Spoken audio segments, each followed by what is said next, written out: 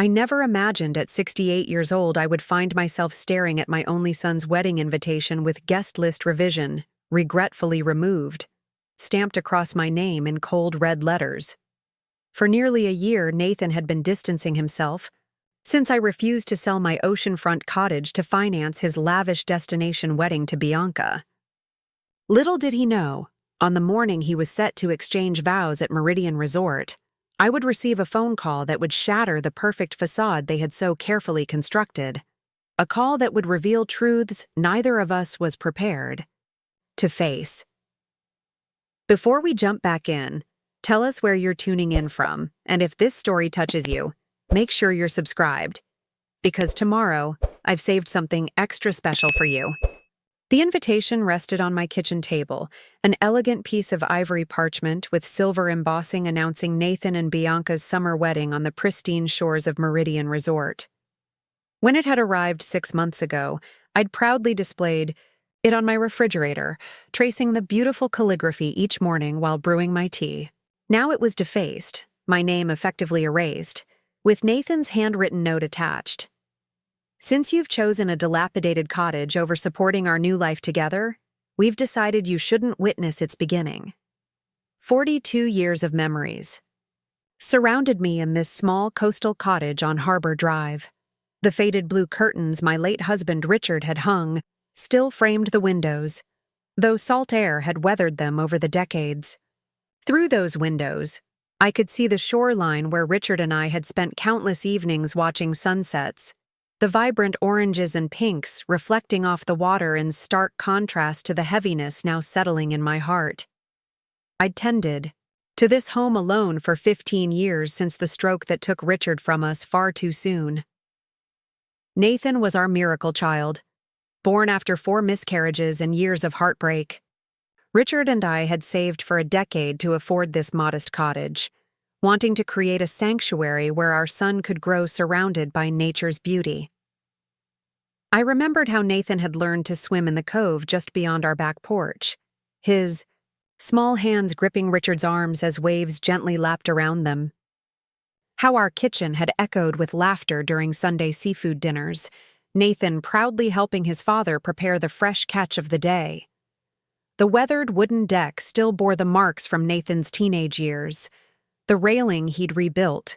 As his first carpentry project, the corner where he'd set up his telescope to study marine biology, his passion before law school had redirected his ambitions. After Richard died when Nathan was just 22, I'd taken on extra shifts at the local library and started a small online business selling handcrafted jewelry to ensure Nathan could complete law school without crippling debt. Those years were exhausting, cataloging books until evening, creating jewelry pieces until midnight, waking before dawn to ship orders. But seeing Nathan graduate with honors made every sacrifice worthwhile. His first position at Palmer and Winthrop Law Firm was commemorated in the photo that still hung in my hallway.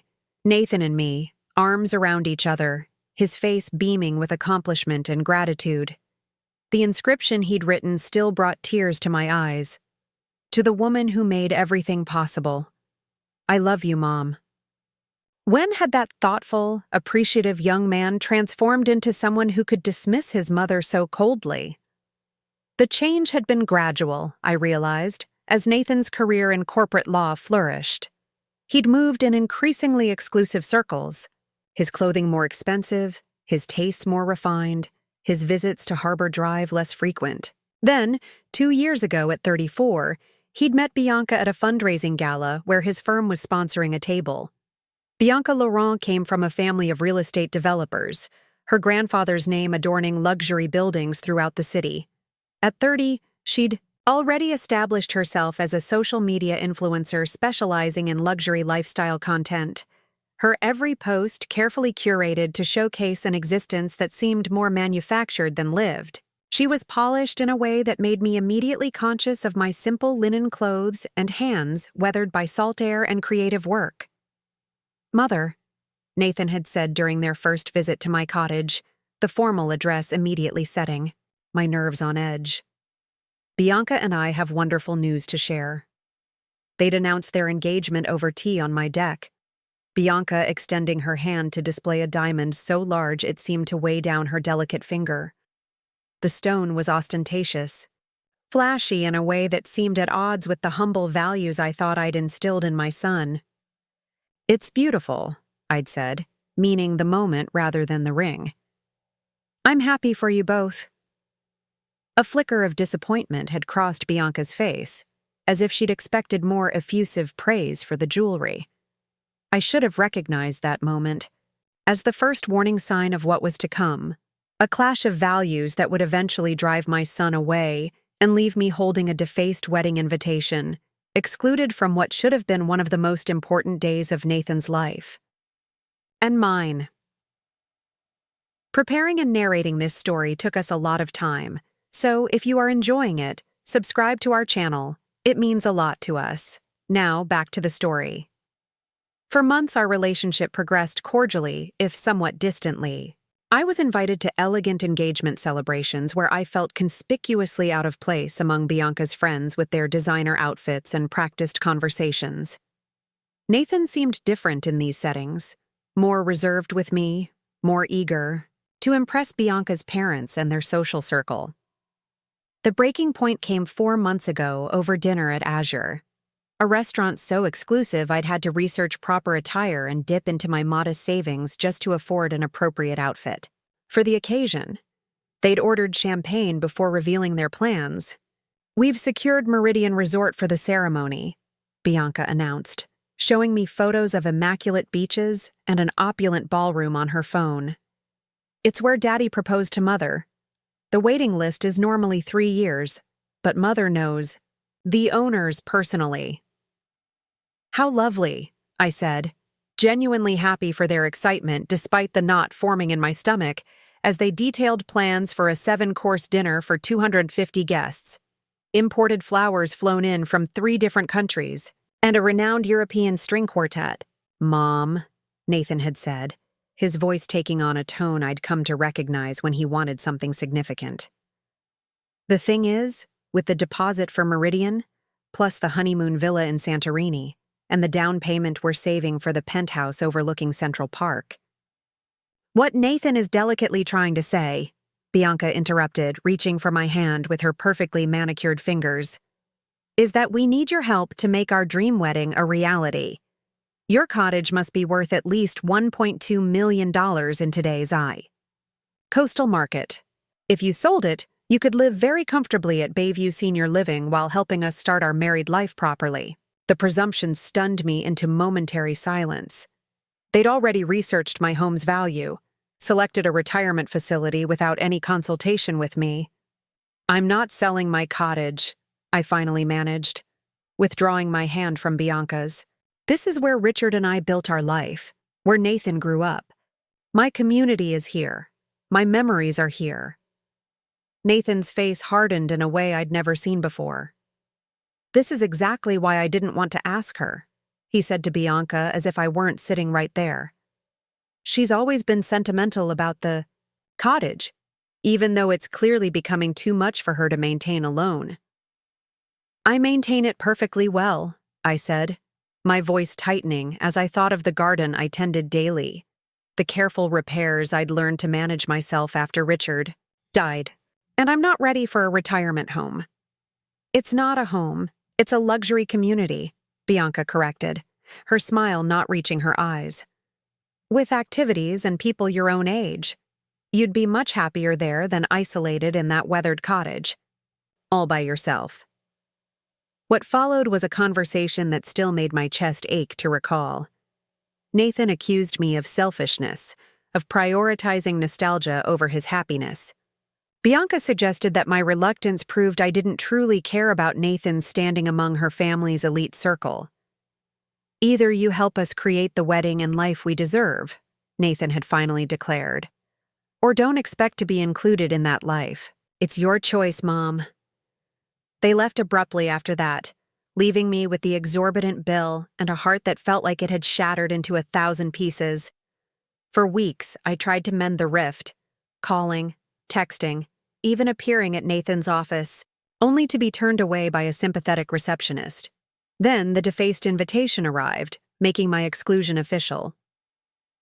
That evening, sitting in Richard's old Adirondack chair as the sun dipped below the horizon, painting the sky in watercolor, hues of amber and lavender, I made a difficult decision. Despite everything, I would attend the wedding. Not to create a scene, but simply to bear witness to my only child's marriage, even if from a distance. I would sit quietly at the back, holding space in my heart for the son I'd raised, and still, loved unconditionally. Mrs. Calloway waved from her porch as she tended her climbing roses, calling out, "Beautiful sunset tonight, Margaret." Her simple kindness nearly brought me to tears. This was my home, my community. The thought of being uprooted to finance Nathan and Bianca's extravagance made my heart ache anew. As darkness settled over the shoreline, I couldn't possibly have known that the morning of Nathan's wedding would bring a phone call that would shatter everything I thought I knew about my son's relationship and the woman he was about to marry. The week before Nathan's wedding passed in a blur of conflicting emotions. Each morning, I awoke with the same hollow ache in my chest, the reality of my exclusion hitting me anew. I would instinctively reach for my phone, hoping against hope to see a message from Nathan, perhaps an apology, a reconsideration, any sign that he had softened his position, but the screen remained stubbornly blank. I found myself wandering through the cottage during those days, touching objects that connected me to my son's childhood, the collection of seashells we'd gathered during countless beach walks, the hand-carved model sailboat Richard had made for Nathan's 10th birthday, the framed certificate from the regional science fair where Nathan had won first prize for his study of tidal ecosystems. Each memento told the story of a boy loved deeply and unconditionally, a story that seemed increasingly disconnected from the man who had crossed my name off his wedding invitation. On Wednesday, I ventured into the attic, a space I rarely visited, since Richard's passing. Dust motes danced in the weak light filtering through the small window as I carefully navigated around boxes labeled in Richard's precise handwriting. Christmas ornaments, Nathan's school awards, family photo albums, 1990s. I was searching for something specific, something I hadn't looked at in years. The cedar chest in the corner had been a wedding gift from Richard's parents. I knelt beside it, my knees protesting the hardwood floor, and lifted the creaking lid. The familiar scent of cedar and sea salt sachets enveloped me as I carefully moved aside layers of preserved memories. Richard's naval uniform, now yellowed with age. Baby blankets I couldn't bear to part with after Nathan outgrew them. Journals from our early years in the cottage. At the bottom lay what I was seeking, a small leather-bound book with a worn spine. Richard had started keeping it the day we learned I was pregnant with Nathan, recording his thoughts about impending fatherhood and his hopes for our child's future. After Richard died, I had placed it in the cedar chest, finding it too painful to read, but too precious to discard. Now I carried it downstairs to the sunroom Richard had built as a surprise for my 55th birthday, settling into the wicker chair, where afternoon light created a perfect reading nook. With trembling fingers, I opened the journal, Richard's familiar handwriting bringing tears to my eyes immediately. April 12th, 1988. We're having a baby. After so many losses, so much heartache, it doesn't seem real. The doctor said everything. Looks good at 14 weeks. Margaret was so pale during the appointment, gripping my hand like she might float away if she let go. I'm terrified and exhilarated all at once. What kind of father will I be? Dad was so stern, so distant. I want to be different. I want our child to feel secure in our love, to know they are enough exactly as they are. I turned the pages slowly, tracing Richard's journey from nervous, expectant father to devoted dad, his pride in Nathan evident in every entry. December 8th, 1988. Nathan Richard Harrison arrived at 2:17 this morning. 8 pounds, 2 ounces of absolute perfection. I've never known love like this before. I held him against my chest, this tiny human we created, and promised him the world. June 22nd, 1992. Nathan built an incredible sandcastle today, with moats and bridges and towers. He was so frustrated when the tide kept washing away parts of it, but he didn't give up, kept redesigning until he found a solution that worked. Margaret says I'm reading too much into a 3-year-old's play, but I swear there's something special about how his mind works, how he sees structure and possibility where others see only sand. September 5th, 1995, first day of 2nd grade. Nathan was nervous but trying not to show it. He reminds me so much of myself at that age, sensitive but determined not to let anyone see it. I need to make sure he knows it's okay to feel things deeply, that vulnerability isn't weakness. Margaret is better at drawing him out than I am. She always knows exactly what to say. The entries continued throughout Nathan's childhood and adolescence, capturing moments of triumph and struggle, Richard's unwavering love providing steady witness to our son's evolution. The final entries were written during Richard's last months, when he knew his time was limited. November 2nd, 2010. Nathan graduated with honors today. His legal analysis paper was selected for publication. I was so weak I nearly couldn't attend, but I'm glad I pushed through. The pride on Margaret's face while watching our son. That's an image I want to take with me when the time comes. She sacrificed so much for him, especially these past 2 years during my illness. I worry about them both after I'm gone. Nathan's so focused on making his mark that he sometimes misses what's truly important.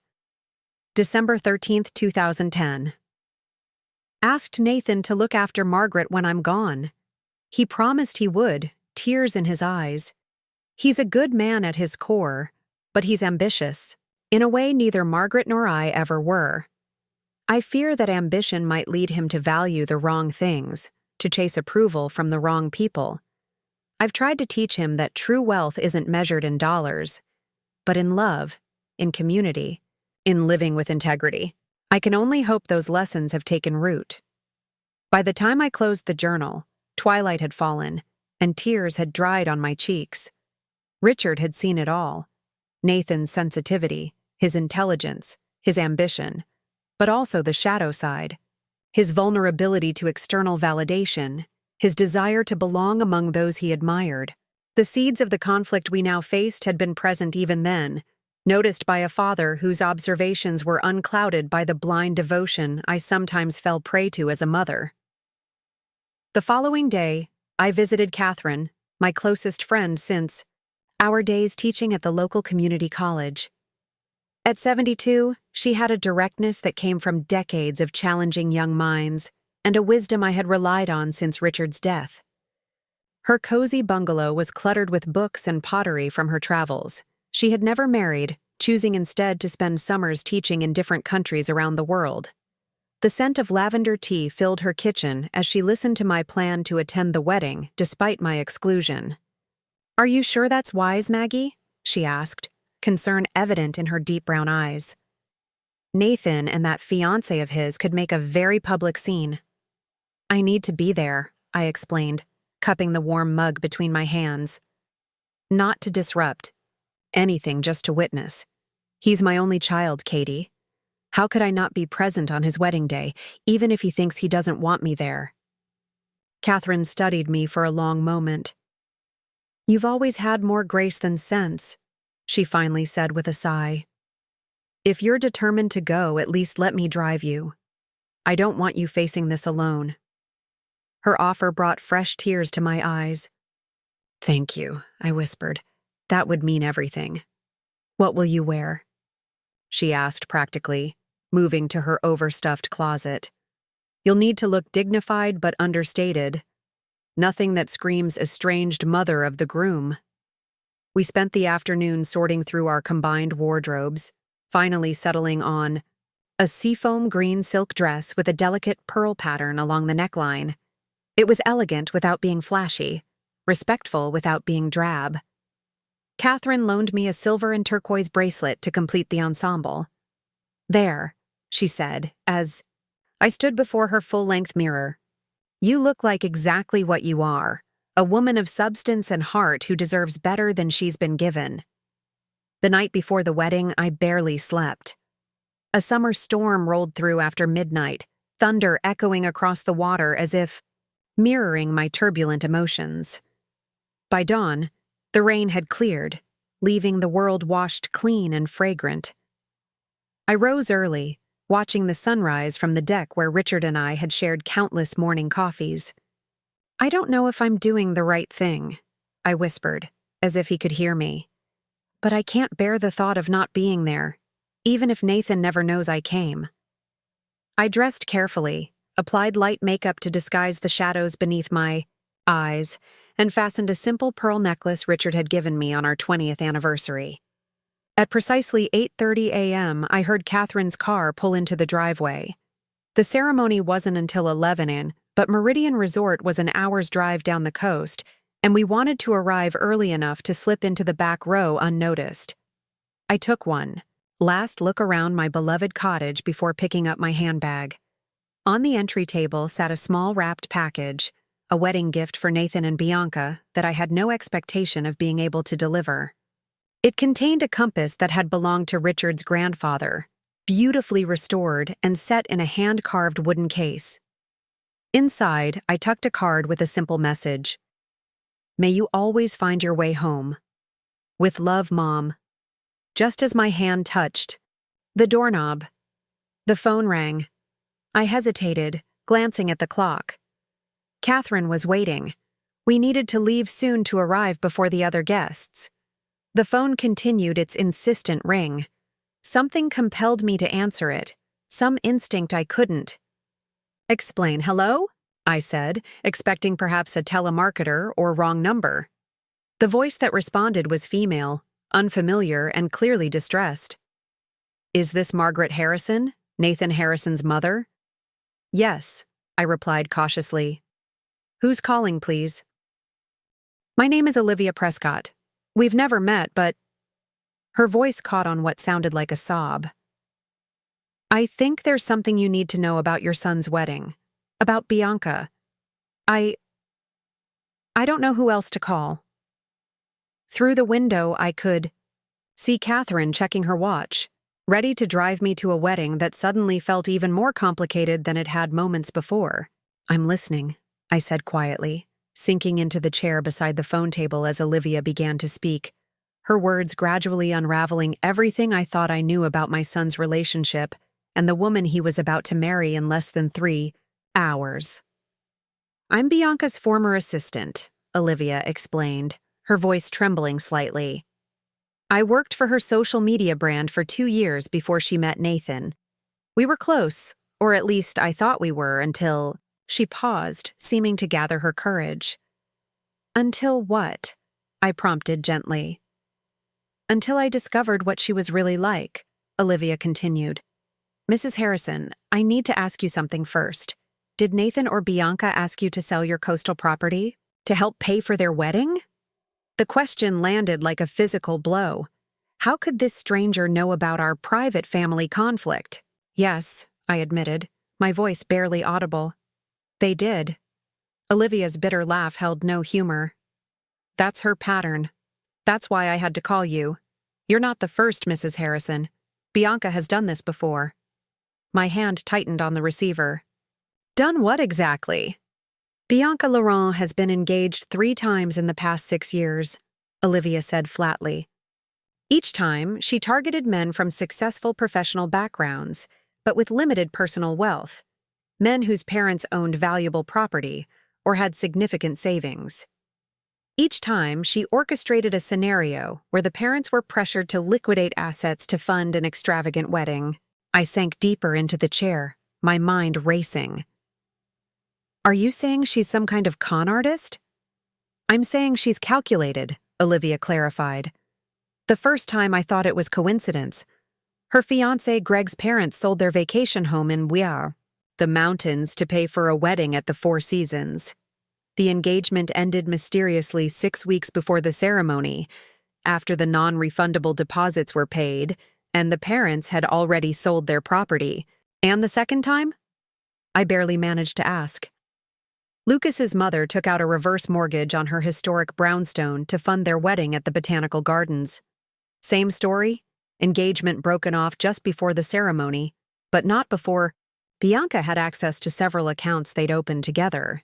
My heart was pounding so hard I could feel it in my temples. If this is true, why hasn't anyone reported her? Pressed charges? Pride, embarrassment, and legally, it's complicated, Olivia explained. She never technically stole anything. The men gave her access willingly. The parents willingly sold properties or took out loans, and Bianca always creates situations where she appears to be the wronged party when she ends the engagements. My mind flashed to Nathan's defense of Bianca whenever I'd expressed even mild reservations, how he'd become increasingly isolated from his law school friends since their relationship began, how Bianca had subtly directed their social life toward her circle exclusively. "How do you know all this?" I asked, suspicion creeping into my voice despite the ring of truth in her words. "Because I helped her once," Olivia admitted, shame evident in her tone. "With Lucas, the second fiancé, I corroborated a story she created about him having an inappropriate relationship with a colleague. It wasn't true, but I backed her up because she convinced me he had wronged her somehow. Later, I found evidence that she'd planned it all along, including text messages about targeting his mother's brownstone specifically. Why are you telling me this now? Today of all days? Because last night she called me drunk, laughing about how she'd managed to drive a wedge between you and Nathan, how she'd convinced him you were selfish and unsupportive." Olivia's voice cracked. She said, and I'm quoting, "Another sentimental old widow who will probably die alone in her quaint little cottage while I enjoy her liquidated equity." The cruelty of the words stole my breath. I closed my eyes, pieces falling into place. Bianca's immediate focus on my oceanfront property, her practiced sympathy when discussing my isolation, her subtle encouragement of Nathan's worst tendencies towards status-seeking and material acquisition. "I know I should have come forward sooner," Olivia continued, "but she has a way of making people afraid. She's vindictive when crossed. After I confronted her about Lucas, she spread rumors that destroyed my reputation in the industry. I had to move 3 states away to start over. Why risk calling me now, then? Because I can't live with myself if I let it happen again. Last night's call was my breaking point. The way she talked about you, about Nathan." She hesitated. "There's more, Mrs. Harrison. Something about financial trouble Bianca doesn't want Nathan to know about." Catherine had gotten out of her car now, concern evident on her face as she approached the front door. I waved her inside, my mind reeling. "What financial trouble?" I asked. "Bianca's social media empire is collapsing," Olivia said. "Her follower count has been dropping for months. 3 major sponsorship deals fell through last quarter. She's been buying followers and engagement to keep up appearances, but she's deeply in debt.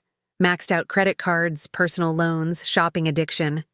She needs Nathan's income and any other sources of cash. Your cottage equity would solve a lot of her problems." The doorbell rang, Catherine using her key to let herself in. She found me pale-faced in the entryway, the phone clutched in my white-knuckled hand. "Maggie, what's wrong?" she whispered, taking in my shocked expression. "Mrs. Harrison, are you still there?" Olivia asked through the phone. "Yes," I managed. "Do you have proof of any of this? Nathan won't believe me without evidence."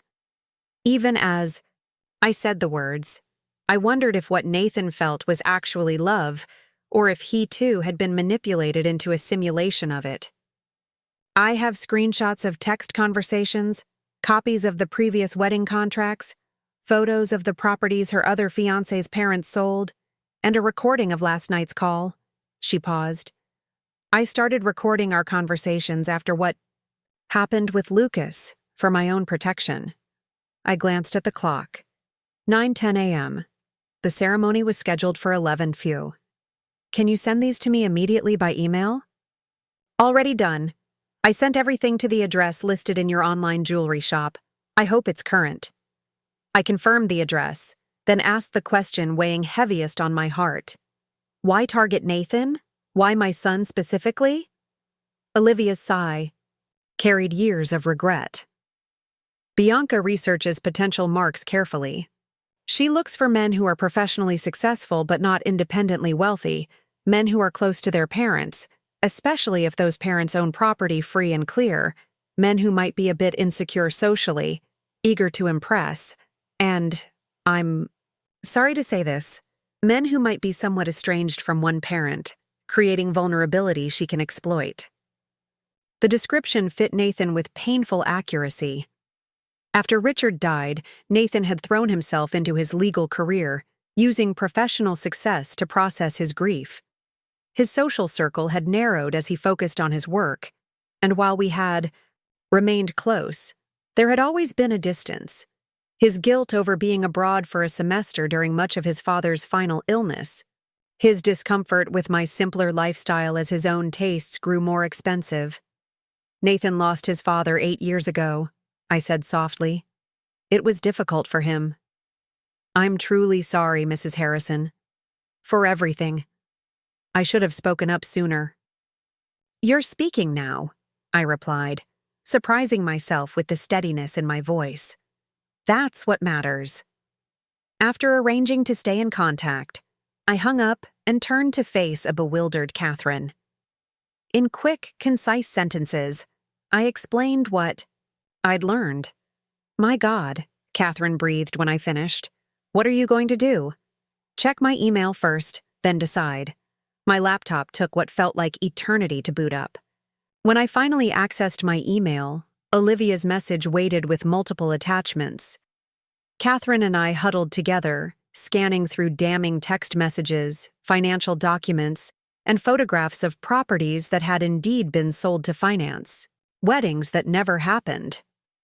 Most disturbing was the audio file, Bianca's voice, slurred but unmistakable, laughing about her manipulation of Nathan and her plans for my cottage proceeds. The casual cruelty with which she discussed my son, referring to him as easily managed and conveniently estranged from Mommy, made my stomach turn. We need to get this to Nathan, Catherine said urgently. Right now, before he makes the biggest mistake of his life. I nodded, gathering the pages I'd hastily printed. But he won't take my calls. He's blocked my number. Catherine considered this for a moment. What about his best friend from law school? Jordan, isn't it? The one who clerked with him? Jared, I corrected, hope flickering. They've been friends since first-year orientation. Nathan hasn't spoken much about him lately, but Bianca wouldn't have been able to completely isolate Nathan from his oldest friend, Catherine finished. Not someone in the wedding party. Do you have his number? I did, somewhere in my contacts. After a frantic search, I found it and dialed with trembling fingers, praying he hadn't changed. Numbers in the years since I'd last contacted him. The call went to voicemail. I left a brief, urgent message asking him to call me back immediately about Nathan. Then, running out of options and time, I made a decision. We're going to the wedding, I said firmly, gathering the printed evidence into a folder. Not as guests, but to stop it. Catherine looked skeptical. They'll never let you near him. You said the resort has strict security for high-profile events. Then we'll find another way, I insisted, a mother's determination overriding all other considerations. I will not let that woman destroy my son. As we hurried to the car, the gravity of what we were attempting hit me fully. I was about to possibly humiliate my son on what should have been the happiest day of his life. Even with evidence, he might not believe me. He might hate me forever for interfering. But the alternative, standing by while he married a woman who saw him as nothing, more than a financial resource to be exploited, was unthinkable. Richard always said I was too protective, I murmured as Catherine navigated coastal traffic at decidedly above legal speeds. That I needed to let Nathan make his own mistakes. There's mistakes, and then there's catastrophes, Catherine replied. Grimly. This falls firmly in the latter category. Meridian Resort appeared ahead. Its white stucco buildings and swaying palm trees, a stark contrast to the emotional turmoil we carried with us. Luxury cars filled the circular driveway, valets in crisp uniforms assisting guests in formal attire as they made their way toward the oceanfront gardens where the ceremony would take place. My heart sank as I spotted a uniformed security guard, checking invitations at the entrance, a clipboard in hand. Catherine parked in the public beach access lot adjacent to the resort, and we sat for a moment, formulating a plan. The service entrance, I finally suggested, drawing on knowledge from fundraising events I'd helped organize for the library. There's always a back way in for staff and deliveries. Catherine nodded approvingly. Now you're thinking like the Maggie I roomed with in college. Let's go. We made our way along the perimeter of the property, trying to look purposeful rather than suspicious in our formal wear. Behind the main building, we found what we were seeking, a utilitarian entrance where catering staff bustled in and out, carrying floral arrangements and equipment. "Follow my lead," Catherine whispered, smoothing her dress and adopting the authoritative expression she'd perfected during decades of teaching. She approached a harried-looking young woman in catering attire. "Excuse me, we're looking for the groom's suite immediately. Ms. Laurent sent us with an urgent message for Mr. Harrison." The young woman barely glanced at us, too busy balancing a tray of champagne flutes. "Third floor, west wing, but they're moving to the ceremony site in like 10 minutes, so hurry." We slipped inside, navigating the controlled chaos of a high-end wedding in final preparation. Following signs, we located the elevator and ascended quickly, the folder of evidence clutched tightly in my hands. The hallway on the third floor was quiet compared to the activity below, the thick carpet muffling our footsteps as we searched for the west wing. A burst of male laughter guided us to a door marked groom's quarters. I hesitated, suddenly paralyzed by doubt. "What if he doesn't believe me?" I whispered to Catherine. "What if this only pushes him further away?" Catherine squeezed my hand, reassuringly. "That's a risk we have to take. Truth is still truth, Maggie, even when it's painful. Especially when it's painful." I took a deep breath and knocked firmly on the door. The door swung open to reveal Jared, handsome in his tuxedo, but looking somehow diminished from the exuberant young man who used to join us for Thanksgiving dinners. His eyes widened in shock at the sight of me. "Mrs. Harrison?" he gasped, stepping into the hallway and pulling the door nearly closed behind him. "What are you doing here? Nathan said you weren't—" "Jared, please," I interrupted, desperation making my voice quiver. "I need to speak with my son immediately. It's urgent." He glanced nervously over his shoulder. "This isn't a good time. We're heading down for the ceremony in a few minutes, and Nathan is already stressed about—" "It's about Bianca," I said bluntly. "She's not who he thinks she is. I have evidence he needs to see before he makes a terrible mistake." Something flickered across Jared's face, a shadow of doubt that told me he might not be entirely surprised by my words. "Jared, who's at the door?" Nathan's voice called from within. Before Jared could respond, the door pulled fully open and my son stood before me. The sight of him so handsome in his tuxedo, so like his father, nearly took my breath away. For a moment he simply stared, disbelief etched across his features. "Mom?" The word emerged half-whispered, as if he might be hallucinating. Then his expression hardened. "What are you doing here? I made it clear you weren't welcome." The coldness in his voice cut deep, but Olivia's revelations gave me courage. "Nathan, please, just 5 minutes.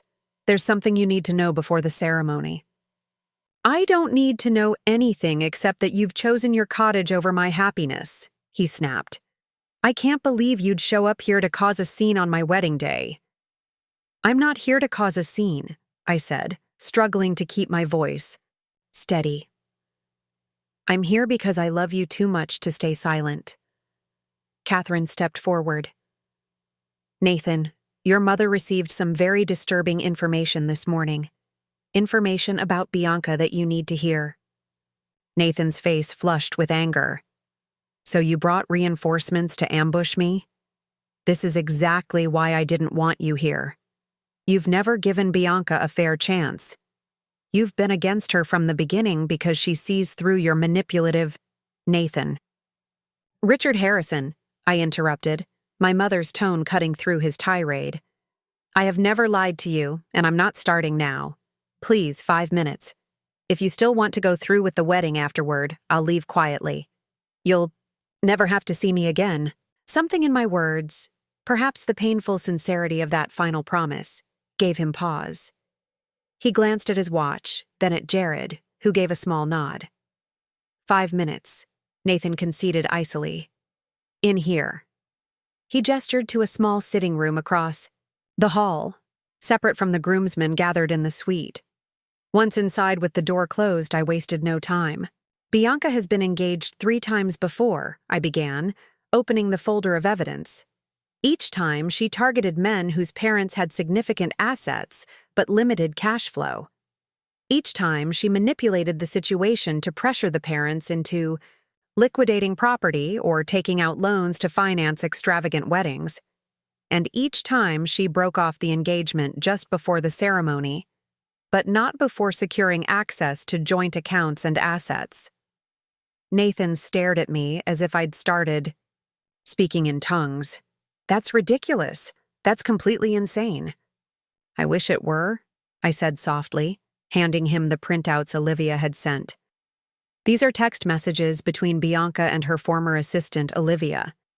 This one specifically mentions targeting your mother's quaint seaside cottage as far back as your second date.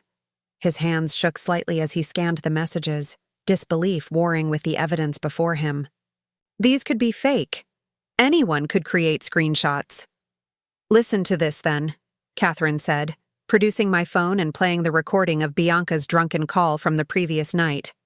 Bianca's distinctive voice filled the small room. Another sentimental old widow who will probably die alone in her weathered cottage while I enjoy her liquidated equity. Nathan is even easier to manage than Lucas was. So desperate for approval, so conveniently estranged from Mommy. The color drained from Nathan's face as the recording continued, Bianca laughingly describing how she planned to access his accounts after the wedding, how she needed the money from my cottage to cover her financial setbacks that her fiancé knew nothing about.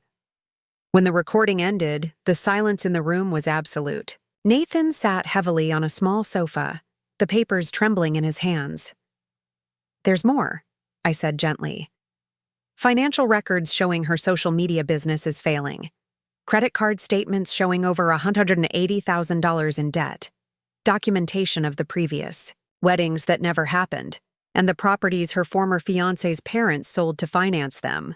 Nathan stared at the evidence, his expression shifting from disbelief to confusion, to a dawning horror that broke my heart to witness. She said her lifestyle brand was expanding, he murmured, almost to himself. She shows me analytics reports, every month with growing numbers. She's been buying fake followers and engagement, I said softly.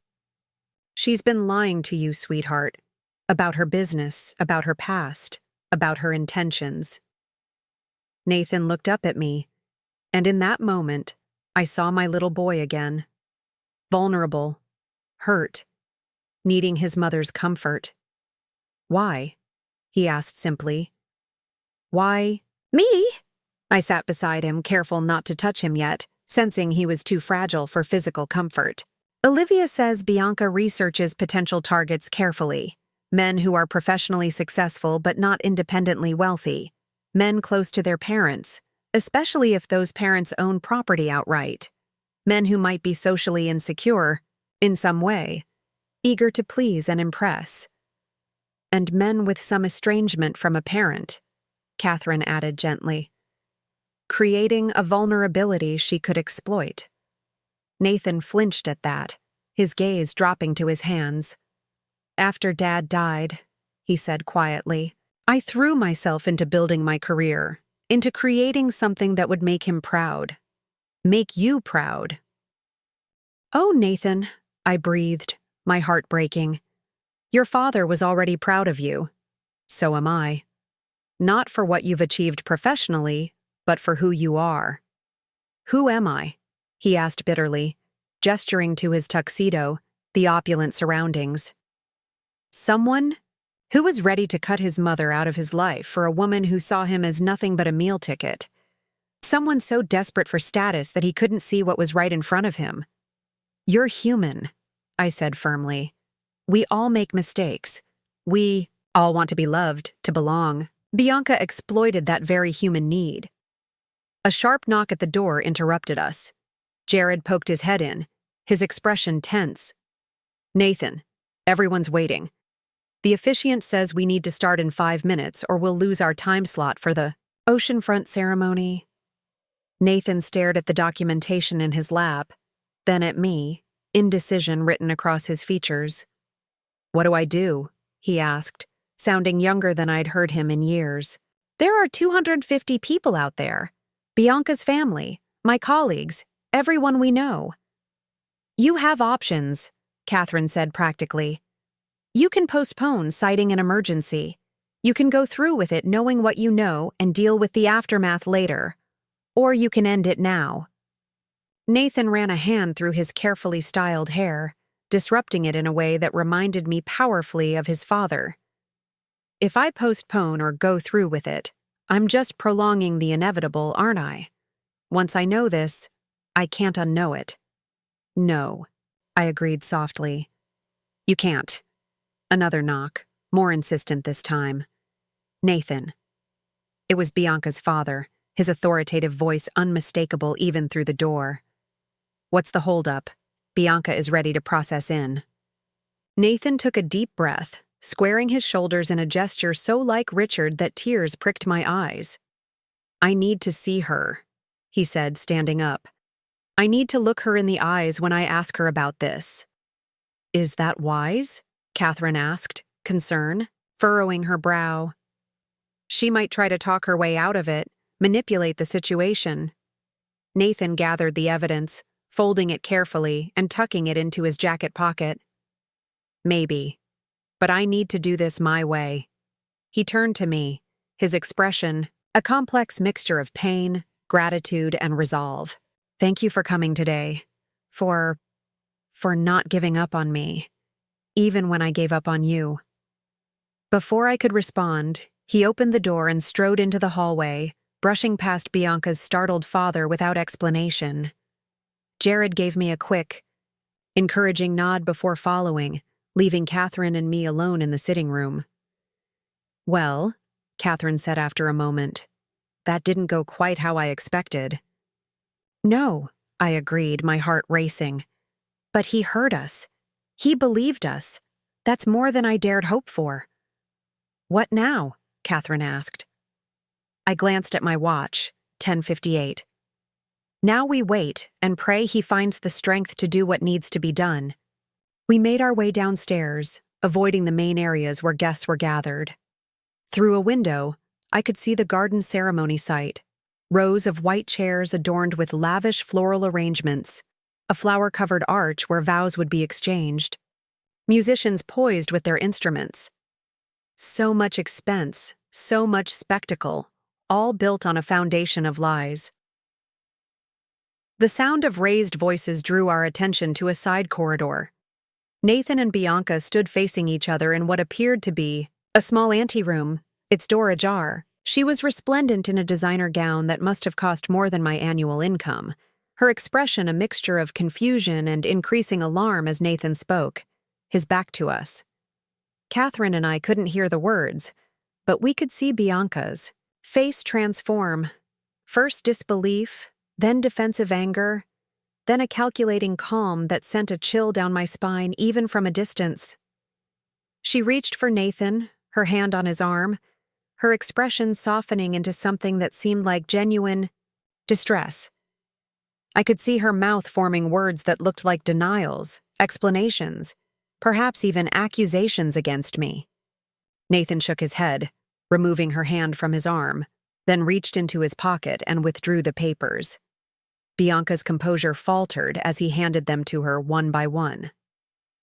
Even from our vantage point, I could see the moment when understanding dawned, the realization that her scheme had been exposed, that this target would not be as easily manipulated as the others.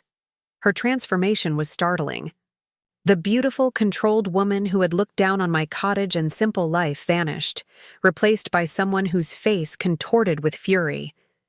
She snatched at the papers in Nathan's hands, ripping several before he could step back. Her voice rose, now audible even to us. "You ungrateful, pathetic little man. Do you have any idea what you're throwing away? Who do you think would want you without me? You're nothing but a small-time lawyer from nowhere with your shabby little firm and your sad little ambitions." Nathan stood still, absorbing the verbal assault with a calmness that spoke of newfound clarity. When she paused for breath, his response was too quiet for us to hear, but its effect on Bianca was electric. Whatever he said made her recoil as, if slapped.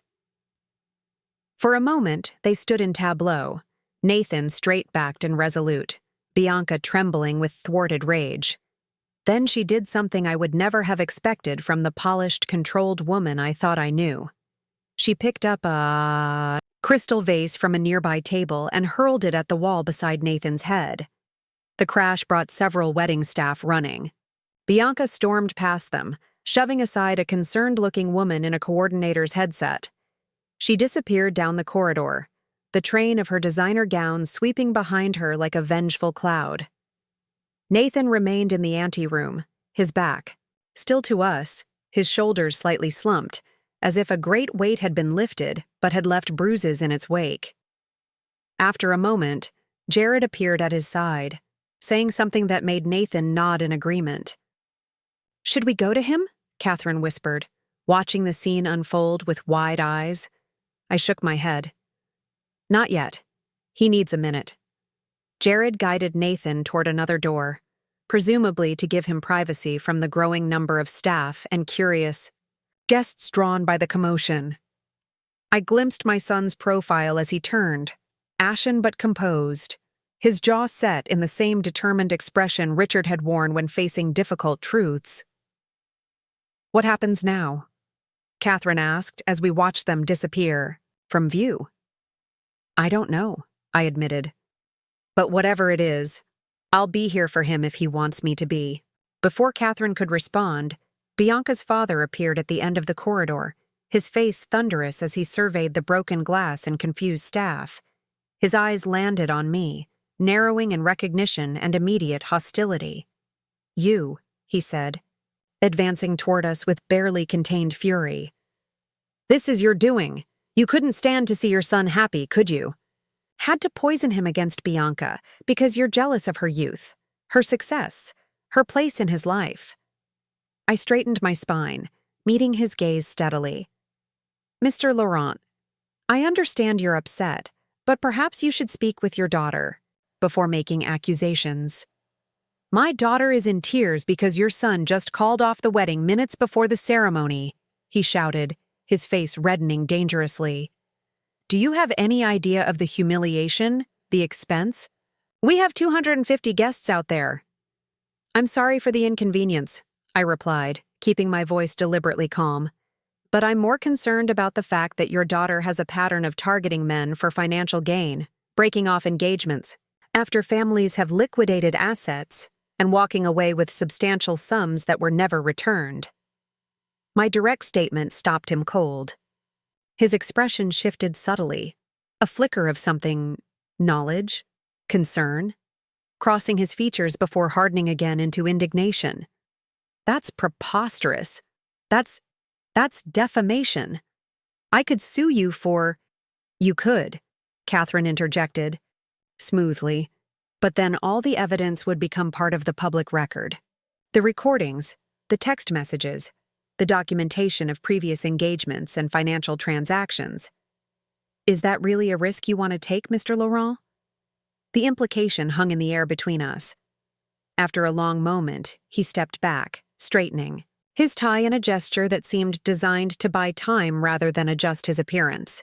"I don't know what game you're playing," he said, his voice now controlled, almost diplomatic. "But this isn't over. Bianca and Nathan have just had a misunderstanding. Every couple argues before the wedding. It's normal pre-ceremony jitters. His attempt to minimize what had just occurred would have been almost comical if it weren't so desperately sad. I wondered how many times he had made similar excuses for his daughter, how many warning signs he had ignored or justified away. "Mr. Laurent," I said gently, "I think we both know this is more than jitters. Your daughter needs help, not enablement. And my son deserves the truth." Before he could respond, Jared reappeared at the end of the corridor, scanning the area until he spotted me. He hurried over, pointedly ignoring Mr. Laurent.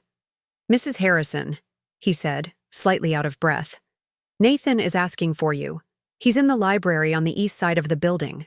He glanced at the broken glass, the hovering staff, Mr. Laurent's thunderous expression. It's been quite a morning." "Thank you, Jared," I said, reaching out to squeeze his arm gratefully. "For everything." As Catherine and I followed, Jared toward the library, leaving Mr. Laurent surrounded by the wreckage of his daughter's latest scheme, I felt a curious mixture of sorrow and relief. The wedding that had consumed my thoughts for months was now definitively canceled. But at what cost to my son's heart and pride? Nathan had avoided a disastrous marriage, but now faced the humiliation of explaining to 250 guests why there would be no ceremony. Yet beneath these concerns ran a current of cautious hope. Nathan had asked for me after months of silence and rejection. My son wanted his mother by his side as he navigated the aftermath of betrayal. It was a beginning, tenuous, fragile but real. Outside the library door, I paused, gathering my courage. Whatever lay ahead, uncomfortable explanations to guests, potential confrontations with Bianca's family, the long process of Nathan rebuilding his trust in others and in himself, we would face it together. "Ready?" Catherine asked softly. I nodded, straightening the pearl necklace Richard had given me, which had witnessed so many chapters of our family's story. "Ready," I confirmed, and opened the door to whatever came next. The library at Meridian Resort was a sanctuary of quiet elegance, walls lined with leather-bound books, deep leather chairs, and tall windows that bathed the room in natural light. Nathan stood with his back to one of these windows, his silhouette framed against the bright summer day outside. He had removed his bow tie and jacket, and somehow this small dishevelment made him look more like himself than he had in months. When he turned at the sound of the door opening, I saw the evidence of tears on his face. Without thinking, I opened my arms, and he crossed the room in 3 long strides to embrace me. For a moment, we simply held each other, the first physical contact we'd had since the argument that had severed our relationship months ago. "I'm so sorry, Mom," he whispered, his voice rough with emotion. "I said terrible things to you, unforgivable things." "There's nothing my son could do that I wouldn't forgive," I replied, stroking his hair as I had when he was a little boy frightened by thunderstorms. "Nothing." He pulled back, wiping his eyes with the heel of his hand in a gesture so reminiscent of his childhood that my heart constricted. "How did you know about Bianca?" he asked, moving to sit in one of the leather chairs. "How did you find out?" I explained about Olivia's call, watching Nathan's expression shift between disbelief, anger, and painful acceptance as I recounted the details of Bianca's past schemes. 250 people, he said finally, shaking his head in dismay. 250 people out there waiting for a wedding that's not going to happen. Colleagues, clients, friends. "They'll understand," Catherine offered from where she'd settled quietly in one of the library chairs. "Better an uncomfortable explanation than a disastrous marriage." Nathan managed a weak smile. "Voice of reason as always, Professor Katie." "Someone has to be with you Harrisons and your dramatic tendencies," she replied affectionately. Jared knocked and entered with a tray bearing a silver coffee service. "Thought we could all use this," he said, setting it down on a mahogany side table. Figured it'd be better than the champagne they keep trying to bring in. As he poured, a flurry of activity in the corridor outside caught our attention. Raised voices, hurried footsteps, the squawk of walkie-talkies. The wedding coordinator appeared at the door, her professional composure notably strained. "Mr. Harrison," she began hesitantly, "I don't mean to intrude, but the situation is becoming somewhat difficult to manage. Miss Laurent has, well, she's rather dramatically departed the premises in the bridal car. Her parents are speaking with guests, suggesting there's been a postponement due to a medical emergency concerning you." She paused delicately. "Is that the narrative you'd prefer us to support?" Nathan stared at her blankly. "Medical emergency?" "Mr. Laurent is saying you suffered a panic attack," Jared explained, his expression caught between concern and amusement. "Apparently you're now sedated and resting, and the wedding will be rescheduled." "That's absurd," Nathan said, straightening indignantly. "I'm clearly not sedated or having a medical crisis." "It's a face-saving fiction," I suggested gently. "For them as much as for you." He considered this, then shook his head decisively. "No, I won't start the next chapter of my life with a lie, however convenient." He turned to the coordinator. "Please tell the guests that I deeply apologize for the inconvenience, but the wedding has been canceled. Not postponed, canceled. They're welcome to stay for the meal if they wish. It's already paid for. I'll make a brief statement in—" He glanced at his watch. 15 minutes in the main hall." The coordinator nodded, clearly relieved to have clear directions. "Very good, sir. I'll arrange it immediately." After she left, Nathan sank into a chair, cradling his coffee cup as if it might anchor him. "I don't even know what to say to them." "The truth," I said simply. "Not all the painful details, but the essential truth. That you've learned things about your relationship that make marriage impossible." He nodded slowly. "And afterward?" "What then?" "I can't go back to our apartment. Bianca has a key, and her belongings are there." "You'll come home with me," I said without hesitation. "For as long as you need." "Home," he repeated, a world of meaning in the single syllable. I wasn't sure I still had one after everything I said. "You will always have a home with me, Nathan. Always." The next 15 minutes passed in quiet preparation. Nathan drafted brief remarks on the library stationery while I helped him restore some order to his appearance, straightening his collar and smoothing his hair as I had done before countless school pictures and job interviews. Jared left to find the rest of the groomsmen and explain the situation. Catherine stepped out to call a locksmith friend who agreed to meet us at Nathan's apartment later to change the locks, a precaution that seemed prudent given Bianca's volatile reaction. When it was time, Nathan squared his shoulders and led us from the library to the main hall where the reception would have been held. The space was filled with confused guests in formal attire, their murmured conversations creating a nervous hum that fell silent as Nathan appeared. He walked to the center of the room, his posture straight and dignified despite the obvious strain in his face. I remained at the back with Catherine, proud beyond words of my son's courage. "Ladies and gentlemen, friends and colleagues," Nathan began, his lawyer's voice carrying clearly through the hushed space. "I want to first thank you all for coming today, and then apologize sincerely for the unprecedented situation. There will be no wedding ceremony today." A murmur rippled through the crowd. Nathan raised a hand to quiet it. "After receiving important information this morning, I've made the difficult but necessary decision to end my relationship with Bianca." The murmur grew louder. Again, he waited for quiet. "I won't be sharing the specific details out of respect for privacy, both mine and Bianca's. What I will say is that I discovered fundamental incompatibilities and breaches of trust that make a marriage between us impossible." He paused, drawing a deep breath. "The staff will be serving the reception meal for anyone who wishes to stay." Please consider it my appreciation for your understanding during this awkward situation. For those who prefer to leave, I completely understand and apologize again for the inconvenience.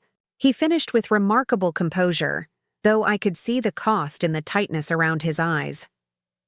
As he stepped back, a ripple of supportive applause spread through the room.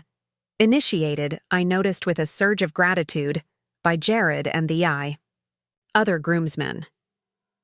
Several guests approached Nathan with handshakes and supportive words, while others discreetly made their exits.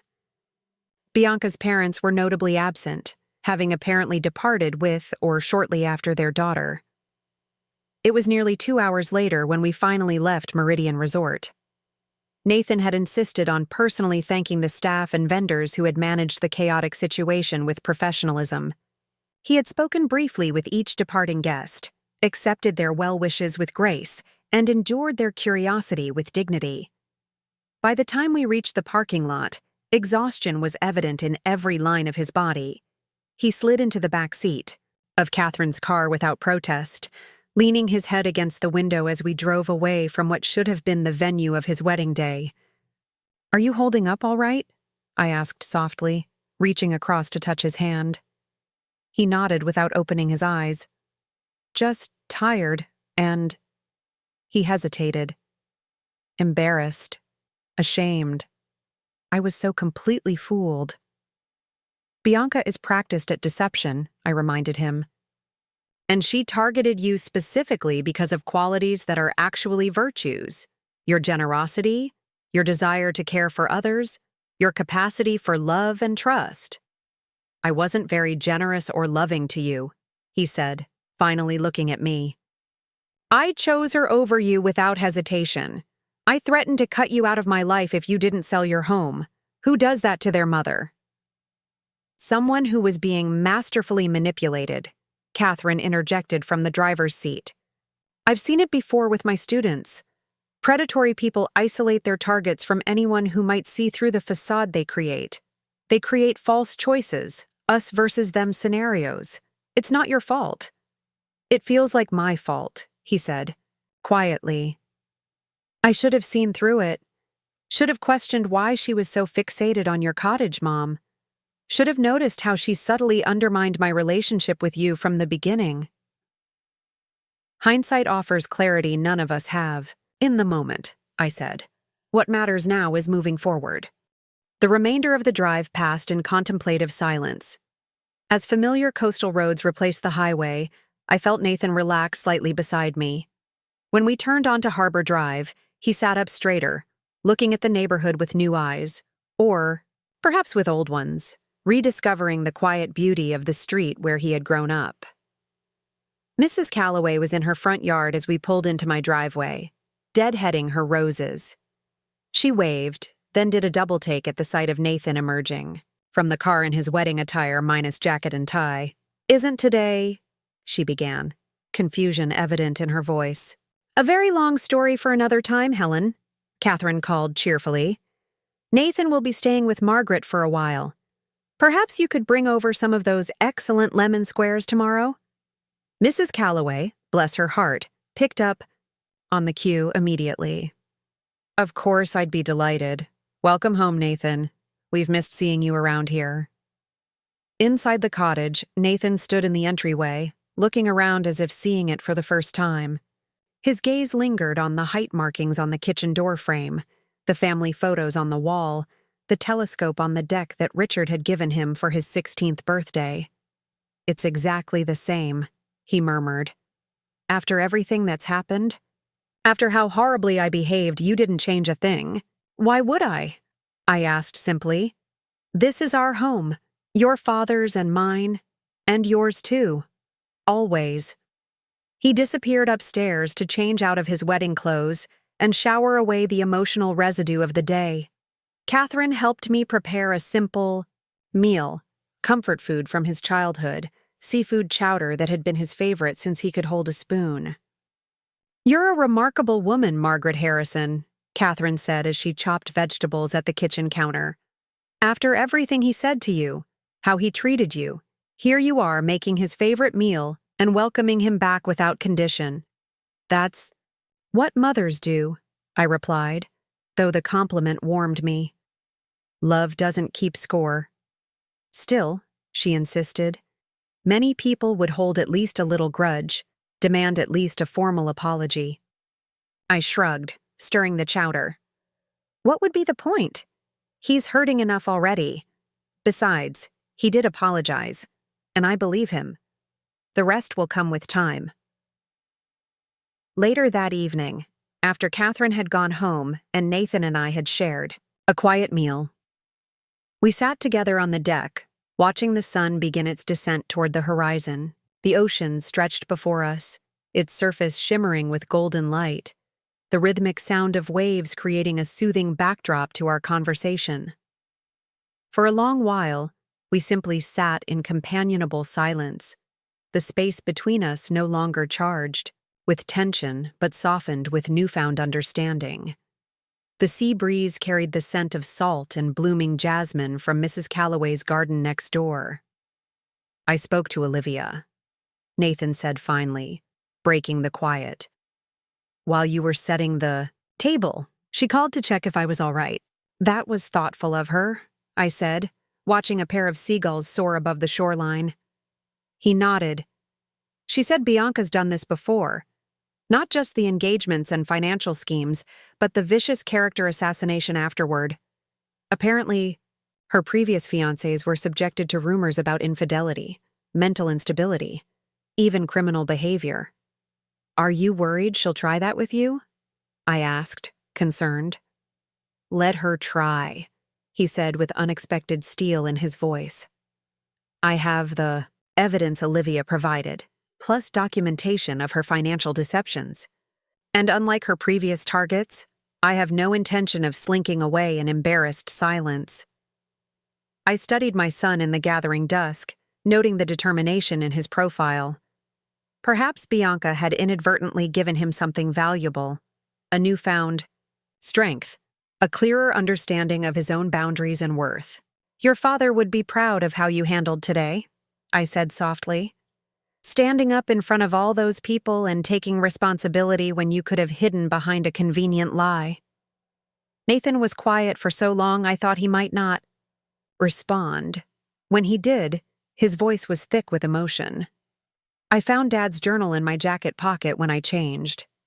I don't remember putting it there. I smiled in the darkness. I may have slipped it in this morning before everything happened. I thought you might need his wisdom today, whatever occurred at the wedding. I did, Nathan admitted.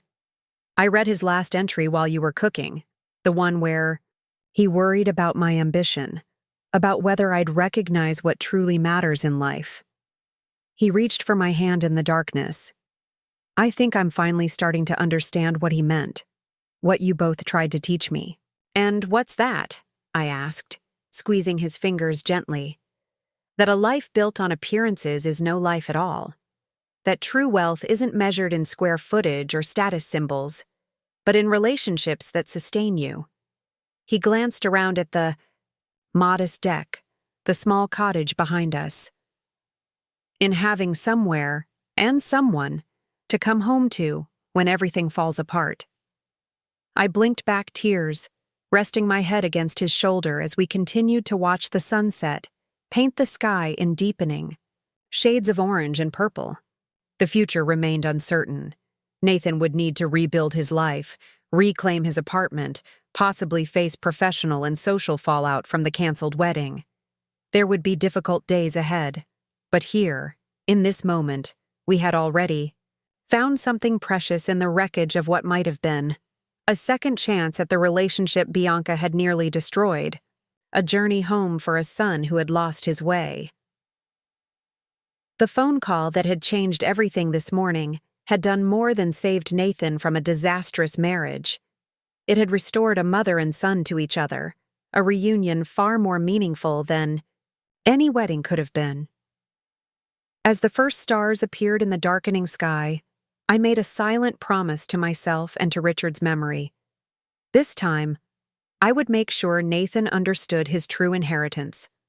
Not a cottage to be sold or equity to be liquidated, but the enduring legacy of being loved unconditionally, exactly as he was.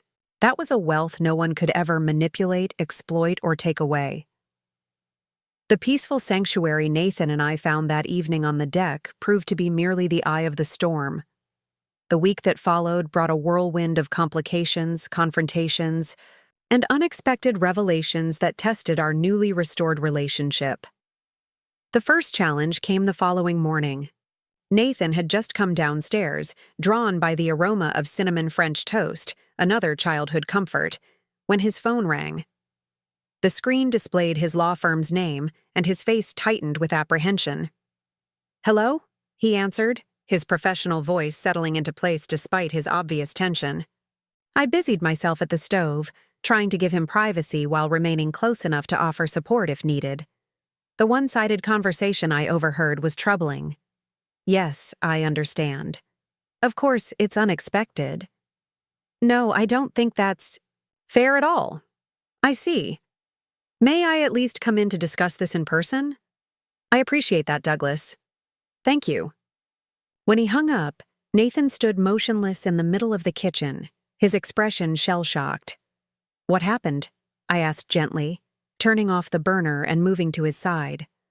"That was Douglas Winters, the managing partner." Nathan's voice sounded distant, detached. "Bianca's father called him last night. Apparently, the Laurent family is one of the firm's most significant clients, something Bianca never mentioned to me." My stomach tightened with foreboding. "What did they say?" "They're requesting that I take a leave of absence until, and I quote, 'this unfortunate personal situation resolves itself.'" The bitterness in his laugh held no humor. "In other words, I'm being sidelined until the Laurents decide whether they're pulling their business." I guided him to a chair, setting a mug of coffee before him. "Can they do that? It seems deeply unfair." "They can do whatever they want, Mom. I'm not being fired, not yet anyway, but I'm effectively being put on ice.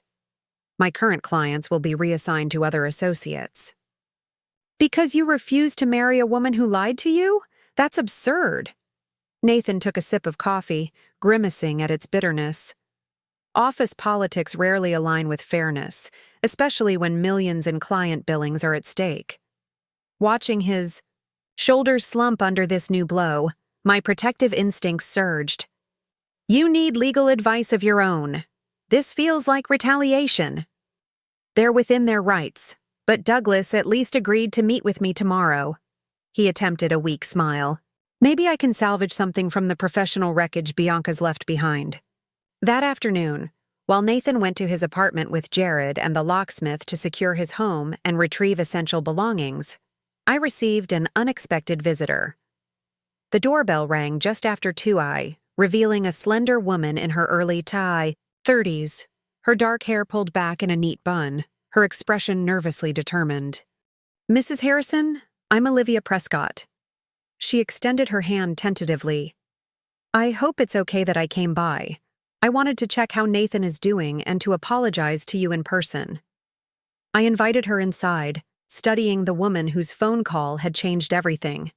In person, Olivia projected a quiet confidence tinged with obvious regret. As we settled in the living room with tea, she seemed unable to meet my eyes directly. "I should have come forward sooner," she began, her fingers nervously tracing the rim of her teacup. "Long before things reached this point. If I'd spoken up months ago, Nathan might have been spared such public humiliation." "You spoke up when it mattered most," I assured her. "That took courage." Olivia shook her head. "Not courage, belated conscience. I was complicit in Bianca's schemes for too long, making excuses, looking the other way.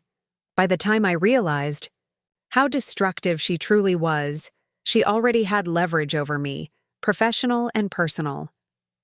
As Olivia shared more about her history with Bianca, a disturbing pattern emerged.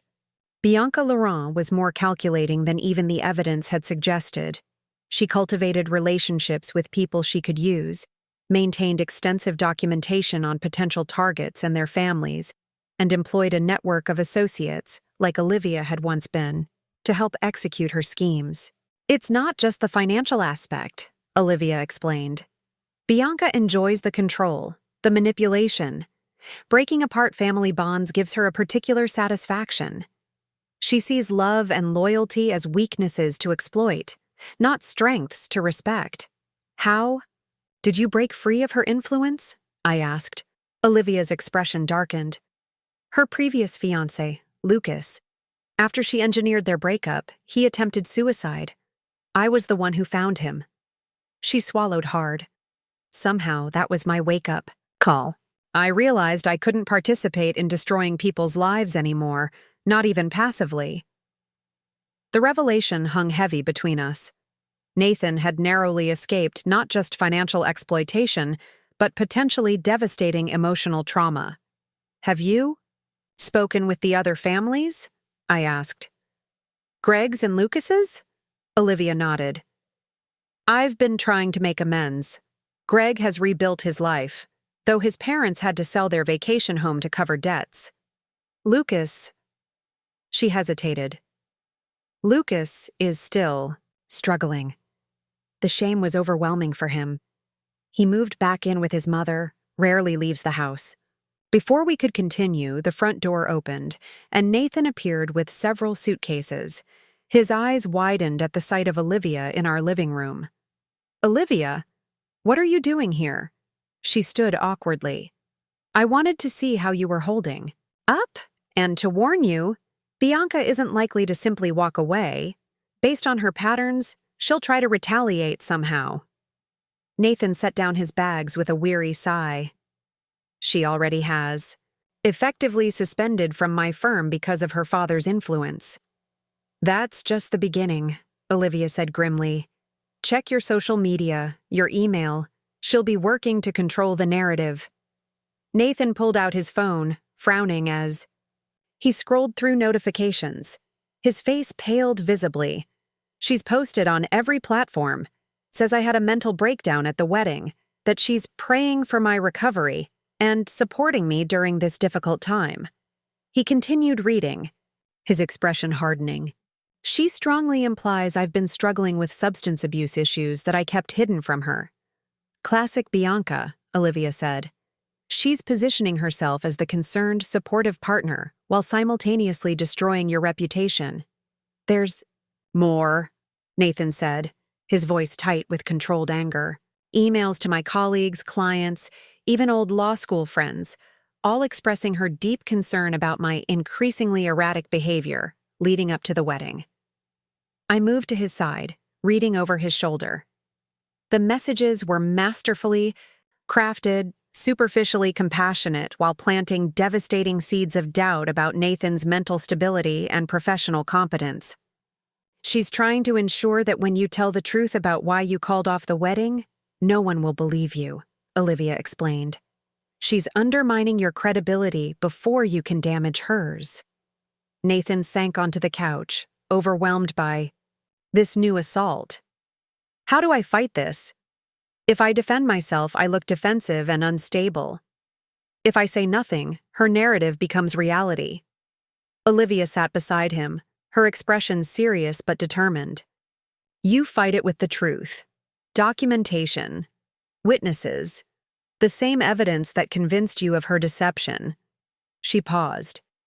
And you're not alone. I've been in contact with Greg and Lucas. They're willing to come forward now to corroborate the pattern. The possibility of allies, other victims who understood exactly what Nathan was experiencing, visibly strengthened his resolve. We need a strategy, he said, a spark of his professional confidence returning. Careful, measured responses, legal considerations, damage control. As they began discussing options, I slipped into the kitchen to give them space. Through the doorway, I watched my son, less than 48 hours removed from his canceled wedding, already finding the strength to face this new challenge. His posture had straightened, his voice grown more assured as he and Olivia outlined potential approaches. The doorbell rang again, interrupting their planning session. When I opened it, Jared stood on the porch with several more of Nathan's belongings and a troubled expression. "Mrs. Harrison, you need to see this," he said, handing me a local newspaper. The society page featured a large photograph of Nathan and Bianca from their engagement party beneath a headline that made my blood run cold. Attorney's meltdown derails. Society wedding, family concerns about mental health. It's in the online edition too, Jared said grimly. Comments are already flooding in. People claiming they always noticed something off about Nathan, others expressing sympathy for Bianca. I carried the newspaper to Nathan, whose face hardened as he read the article. It was clearly sourced. Exclusively from the Laurent family, portraying Nathan as unstable, and Bianca as the supportive fiancée blindsided by his breakdown. Your firm's managing partner is quoted, I noted, pointing to a paragraph where Douglas Winters expressed support during this difficult time, and mentioned Nathan's leave of absence to focus on health concerns. The article concluded with a statement supposedly from Nathan himself, words he had never spoken, expressing regret for any embarrassment caused to the Laurent family and asking for privacy during this challenging personal time. They're quoting me without my authorization, Nathan said incredulously. That's libel. I never said any of this. Olivia's expression was grim but not surprised. Bianca likely convinced the reporter she had your permission. She's done this before, spoken for her ex-fiancés in the press, controlled the public narrative. Nathan stood up, pacing the living room with renewed energy. This ends now. I won't be painted as mentally unstable or substance addicted to protect Bianca's reputation. What are you going to do? I asked, both concerned and proud of his determination. He turned to Olivia. You said Greg and Lucas would be willing to come forward to share their experiences? She nodded. They're ready. They've been waiting for someone who would stand up to her publicly. Then we counter with the truth, not just my truth, our collective truth. His eyes held a steel I hadn't seen since Richard was alive. No more victims staying silent out of shame while she targets someone new. As evening approached, our modest living room transformed into an impromptu war room. Jared brought his laptop and media connections from his job at a public relations firm. Catherine arrived with dinner and her practical perspective. Olivia coordinated video calls with Greg and Lucas, who joined our planning session remotely. 2 men whose lives had been upended by the same woman who had nearly destroyed Nathan's. Watching these strangers unite around my son, I felt a complex mixture of emotions: gratitude for their support, rage at what Bianca had done to all of them, and profound pride in Nathan's refusal to be silenced or shamed.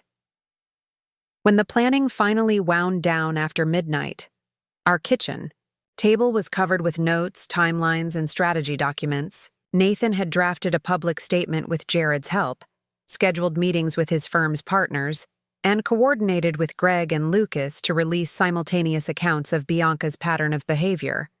It's going to get worse before it gets better, Olivia warned as everyone prepared to leave. Bianca will escalate when she realizes you're fighting back. Nathan nodded, exhaustion evident in his face, but determination undiminished. Let her. I'm done being manipulated by her, or by fear of what people might think. After our guests departed and we were alone again, Nathan helped me clear away the dinner dishes, moving through the familiar kitchen with the ease of muscle memory. I'm sorry this has all landed in your home, he said quietly. I never meant to bring such chaos into your life. I rinsed a plate, choosing my words carefully. Do you remember what your father always said about storms? A faint smile touched Nathan's lips. That it's not about avoiding them, but about having a safe harbor, to return to when they hit. Exactly. I squeezed his hand, still damp from the dishwater. That's what home is, Nathan. Not just a building, though I'm certainly glad I didn't sell it now, but a place where you're loved unconditionally, especially during the storms. Later, as I prepared for bed, I heard Nathan in the guest room, now his temporary room, speaking quietly on the phone. His voice drifted through the hallway, resolute and clear. I understand your concerns, Douglas, but I won't participate in a fiction about my mental health to protect Bianca Laurent's reputation or her family's business. No, I'm not being vindictive. Yes, I have documentation of everything I'm alleging. I appreciate the firm's difficult position, but my professional reputation is at stake here. I'll see you tomorrow at 9. As his call ended, I silently thanked Olivia for her courage in making that fateful phone call on the wedding day. Without her intervention, Nathan might now be married to a woman who saw him as nothing more than a means to an end. Another conquest, in a pattern of calculated exploitation. The road ahead would be difficult. Bianca's smear campaign was gaining traction. The Laurent family's influence extended through social and professional circles Nathan relied on. His career hung in precarious balance. Yet somehow, watching my son face these challenges with newfound clarity and resolve, I felt more hopeful than I had in months. Nathan had rediscovered something essential about himself in the crucible of this painful experience. A strength of character, a commitment to truth, a recognition of what truly mattered.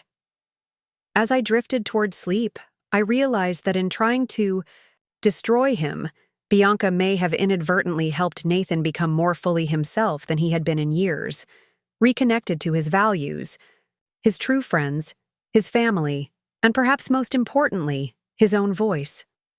Tomorrow would bring new battles, but tonight my son was home, standing in his truth, and that was victory enough for now. The next morning dawned clear and bright, sunlight, streaming through the cottage windows, illuminating dust motes dancing in the air. I found Nathan already at the kitchen table, dressed in one of his most meticulously tailored suits, reviewing notes for his meeting with the law firm partners. "You look ready for battle," I observed, pouring coffee for us both. "In a way, I am," he replied, accepting the mug gratefully. "First the firm, then a meeting with a journalist Jared knows at the Herald who's willing to hear our side of the story." I studied him over the rim of my coffee cup. "Are you sure you're ready for this? To make everything so public?" "I don't have much choice," he said, straightening his tie. "Bianca's already made it public with her version. If I stay silent now, her lies become the truth." He paused, looking thoughtful. "Besides, Dad's journal reminded me of something important. He wrote about integrity, about how the measure of a person isn't how they act when everything's going well, but the choices they make when it would be easier to compromise." I reached across the table to squeeze his hand. "He would be so proud of you. I know I am." Nathan's meeting with the law firm partners was tense but productive. While they couldn't immediately reverse his leave of absence due to the Laurent family's influence, Douglas Winters had been sufficiently concerned by the evidence Nathan presented to agree to an internal investigation of the situation. "It's not ideal," Nathan explained when he returned to the cottage that afternoon, loosening his tie. "But it's a start. At least they're not entirely dismissing me." The interview with the Herald journalist went better. After reviewing the documentation, text messages, financial records, and speaking with Greg and Lucas via video call, she agreed there was a legitimate news story about a pattern of exploitation that went beyond a simple wedding cancellation. She said it might take a week or two for her to complete her investigation and publish, Nathan said, sounding both relieved and apprehensive. In the meantime, the narrative Bianca created will continue circulating. "But not unchallenged," I reminded him. "The statements you, Greg, and Lucas released today have already started to create doubt about her version of events. Indeed, by evening, the social media landscape had shifted slightly. While Bianca's supporters were still vocal, questions were being raised about inconsistencies in her story. Several of Nathan's law school friends had posted messages of support, directly contradicting her claims about his mental state or substance issues. "It's working," Olivia said when she called to check in. "Bianca's furious. A mutual acquaintance told me she's been making threatening phone calls all day, trying to silence Greg and Lucas." "Will they hold firm?" Nathan asked, concern evident in his voice.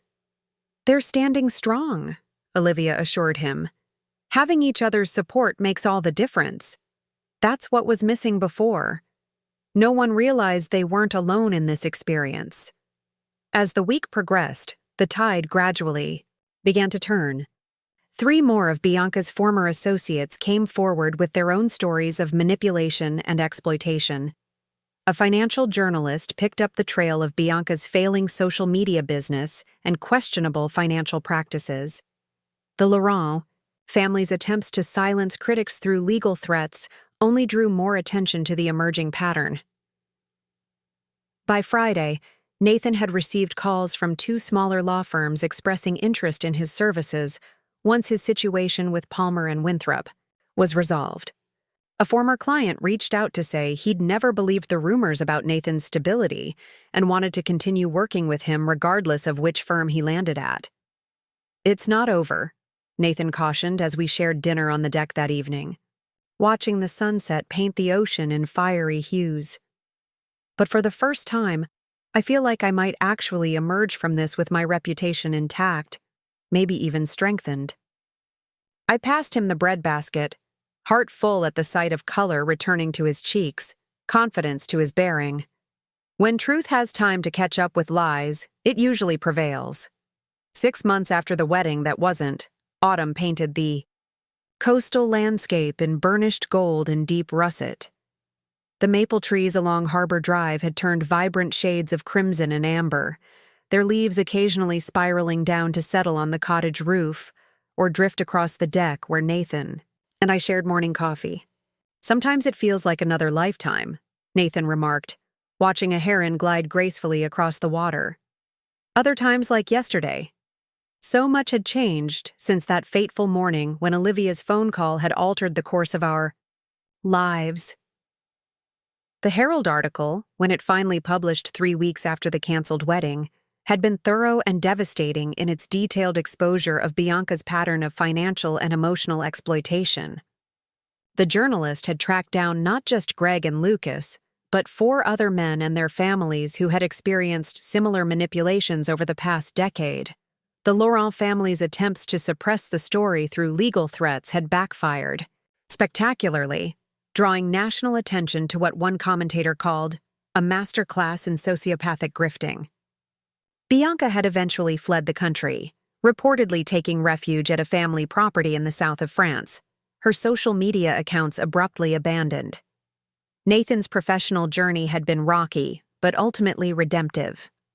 Palmer and Winthrop, after completing their internal investigation, had offered to reinstate him, but by then he had received more appealing offers. The boutique firm of Goldstein and Chen had created a position specifically for him, heading their new division specializing in cases of financial exploitation and elder abuse, an ironic silver lining to his personal ordeal. "I never would have discovered this path without everything that happened," he admitted one evening, describing a particularly satisfying case where he'd helped an elderly couple recover assets from a predatory financial advisor. "It feels like I'm finally doing work that matters." The cottage, once a source of such bitter conflict, had become a sanctuary again. Nathan had found a small apartment nearby, close enough for frequent visits, but allowing us both the independence we needed. More importantly, he had found his way back to the values that mattered most: integrity, compassion, genuine connection. Olivia had become an unexpected friend to us both. Her guilt over her years working with Bianca had led her to establish a support network for victims of relationship fraud, with Nathan providing pro bono legal guidance. Greg had found healing through helping others in the group, while Lucas had gradually emerged from his shell to become one of its most effective peer counselors. This morning, as we sipped our coffee in comfortable silence, the breeze carried a hint of wood smoke from somewhere down the shore. Nathan seemed contemplative, his gaze following the flight of seagulls across the brightening sky. "I had dinner with Emma last night," he said finally, a smile playing at the corners of his mouth. Emma Lawson was a marine biologist we'd met during a beach cleanup event over the summer. Intelligent, unpretentious, with a quiet confidence that Reminded me in the best possible way of myself at her age. "Third date this month," I observed casually, hiding my pleasure behind my coffee mug. "It must be going well." Nathan nodded, a genuine warmth in his expression that I hadn't seen in years, certainly never during his time with Bianca. "She's real. There's no pretense, no agenda, just authenticity." He stared out at the horizon. "Dad would have liked her." "He would have loved her," I corrected gently. "Anyone who brings that light to your eyes would have had Richard Harrison's wholehearted approval." Nathan laughed softly. "She wants to meet you properly, not just the brief introductions we've had. Maybe dinner here next weekend?" "I'd like that," I said, feeling a quiet joy settle in my chest. This slow, tentative movement toward new possibilities was exactly what healing looked like. Not a dramatic leap, but careful steps on solid ground. The peaceful moment was interrupted by the chime of Nathan's phone. He glanced at the screen, his expression brightening further. "It's Jared," he said, answering the call and putting it on speaker. "Hey, what's up?" "We got it." Jared's excited voice filled the morning air. "Full funding and immediate timeline approval for Harbor Heights." Nathan pumped his fist in silent celebration, his smile widening. "That's incredible news. When did you hear?" "Just now." The council vote was unanimous. "We can break ground next month." After Jared hung up, Nathan turned to me, his eyes alight with excitement. "I need to tell you something I've been working on." Over the next half hour, he explained how he, Jared, and several other friends had been developing plans for Harbor Heights, an affordable housing initiative for seniors on fixed incomes. The project would create a small community of accessible cottages similar to mine, allowing older residents to remain independent while having access to shared resources and support. "We've been working with the city council for months," Nathan explained. "The land was donated by one of Bianca's previous victims, actually, Greg's parents. They wanted something positive to come from their experience." I listened, my heart swelling with pride as Nathan outlined the sustainable design elements, the community spaces, the intergenerational programs they plan to implement. "This is why you've been meeting with architects and developers," I said, pieces falling into place. He had been unusually busy in recent weeks, often coming home late from mysterious appointments. He nodded.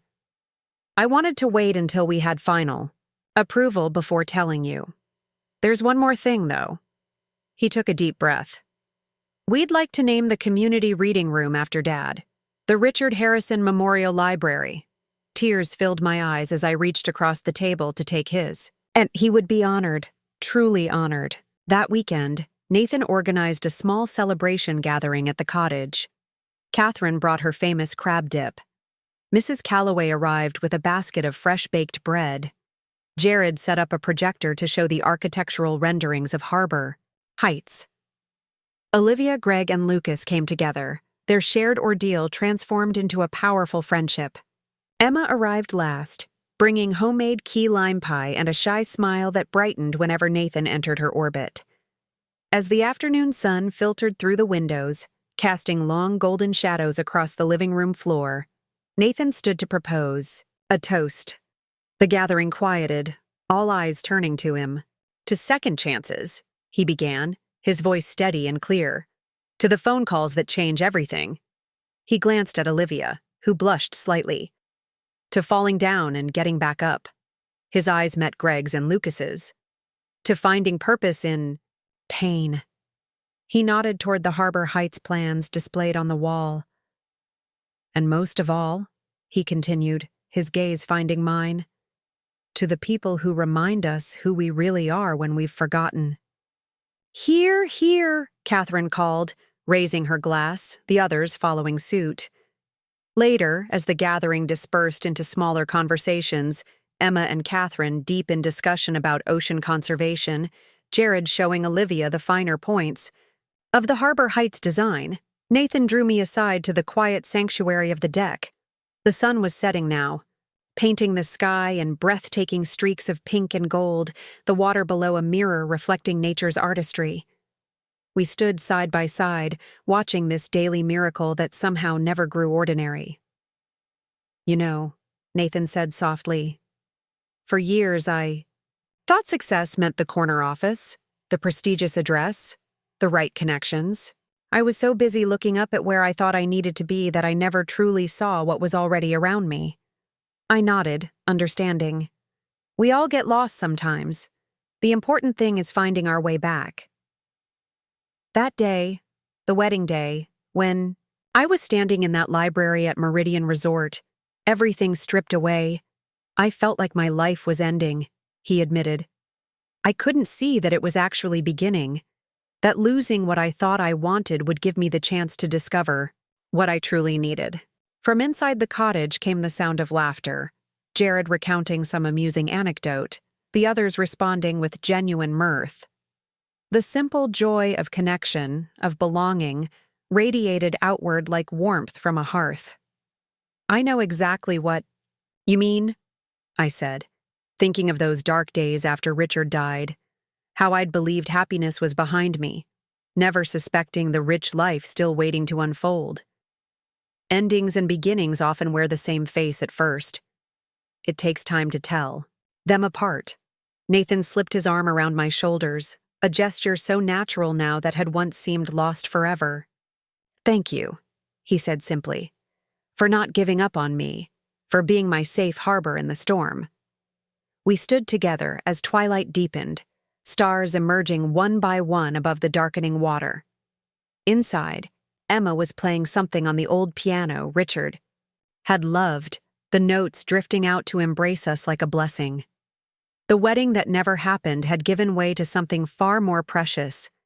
Not just one day of celebration, but a life reclaimed, relationships restored, purpose rediscovered. The painful revelations of that morning 6 months ago had cleared away illusions to reveal the enduring truth that had been there all along. That love, real love, doesn't demand sacrifices to prove its worth. It simply remains, steady as a lighthouse, guiding us home through whatever darkness we must navigate. As we turned to rejoin our guests, I caught a glimpse of my reflection in the window glass.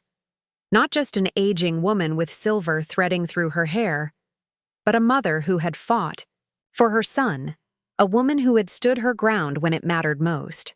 Beside me, Nathan's reflection showed a man coming into his full strength, no longer defined by others' expectations, but by his own deepest values. The cottage behind us glowed with light and life, no longer a property to be liquidated, but the heart of a legacy that would extend far beyond its modest walls, into Harbor Heights, into the lives Nathan would help through his work, perhaps someday into children who would build sandcastles on this same shore. The unexpected phone call that had changed everything had ultimately revealed the truth not just about Bianca, but about what truly constitutes a life well lived. Not acquisitions or appearances, but authenticity, purpose, and the courage to begin again. And in that beginning again, in the quiet persistence of love through disappointment and betrayal, through misunderstanding and reconciliation, we had found our way back to each other and to ourselves. "Ready to go in?" Nathan asked, as the evening air took on a chill. I smiled, taking one last look at the star-scattered sky above our beloved coastline. "More than ready," I replied. "Let's go home." Up next, you've got 2 more standout stories right on your screen. If this one hit the mark, you won't want to pass these up.